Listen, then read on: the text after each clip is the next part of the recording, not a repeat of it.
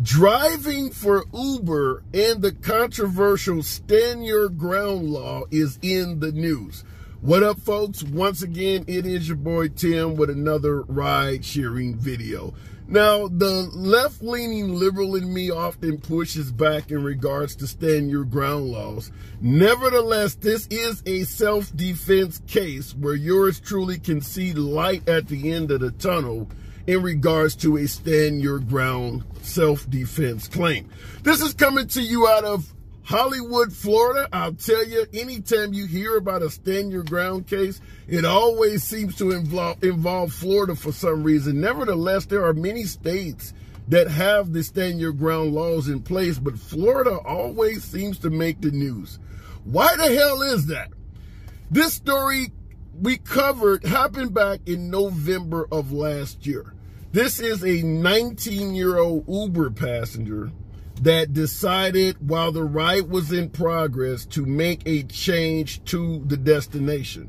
You know how all of us drivers, my veteran drivers in the comments, how the hell do you appreciate, how much do you appreciate sudden, unexplained changes to the destination? Yours truly, I am not a fan of, unexplained changes in the destination. I like to pick you up, drop you off where we originally agreed to. And I'm assuming most of the drivers watching also have that same mindset. Nevertheless, this 19-year-old decided to make a change in the app to where he wanted to be dropped off. The driver, being an independent contractor, using his own vehicle, having a right to say yes or no, refused to take the passenger to the new destination. What do we say on every video, every time involving a change to a trip? Cancellations are dangerous. It is dangerous to cancel a trip on a passenger. And in this case, it proved to be exactly that. The driver told the passenger he was not interested in taking him to the new destination.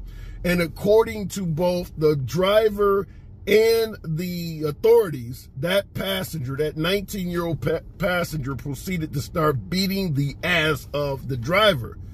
This is a stand your ground case, folks, so you know what the hell followed the ass kicking. The driver pulled out a pistol and shot the passenger.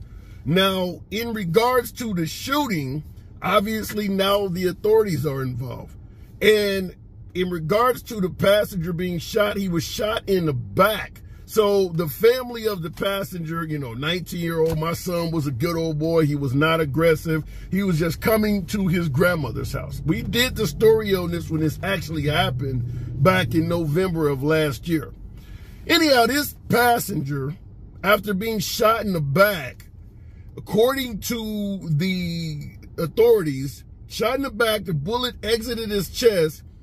In the process, he sustained pulmonary injuries, which probably are lung collapse, lung or something like that, as well as lacerations to the liver and right kidney. So that round took a big-ass wound track through this passenger, this 19-year-old passenger. And what followed is he was placed on life support for 2 months, and he ended up succumbing to his wound on January 19th, 2023. So earlier this year, he actually passed away. Now, the driver having to explain what the hell happened. The driver stated exactly what you're being told here, is that he canceled the trip and the passenger got violent. So the authorities did look into his trip records with Uber, and they were able to determine and see where he had canceled the trip. So what are the end results? The prosecutors have decided not to file charges after Uber driver kills 19-year-old man in Broward. That is the title of the article. So they're going to let him off with this based on the stand your ground defense. How do they explain stand your ground? A person does not have a duty to retreat and has the right to stand his ground so long as he is in a place where he has a right to be and is not engaged in criminal activity. You can't stand your ground while you're robbing a fucking bank is what they're saying. But as long as you have a legal right to be where you are, no one has a right to bestow violence upon you. And that includes us rideshare drivers. Yours truly, I often state, Every passenger on every single trip, every single damn time, you should have a defensive tool on you. Mace, something to slice or poke with, up to and including a firearm if you're comfortable. Fortunately, in this case for this driver, he was armed, and it was something he was able to use to save his life. And he gave the prominent defense. I felt like I was in danger of my life. He did say that. I don't recall from the story how old the Uber driver, Christopher Bernadelle, what his age was. So I'll see if I can find that and place that in the description. But we know all the time that young passengers beat the hell out of drivers that are twice, 3 times their age. I've done stories of a 71-year-old driver down in the Miami area, Fort Lauderdale, I believe it was found. It was missing before being found in a ditch dead a week later.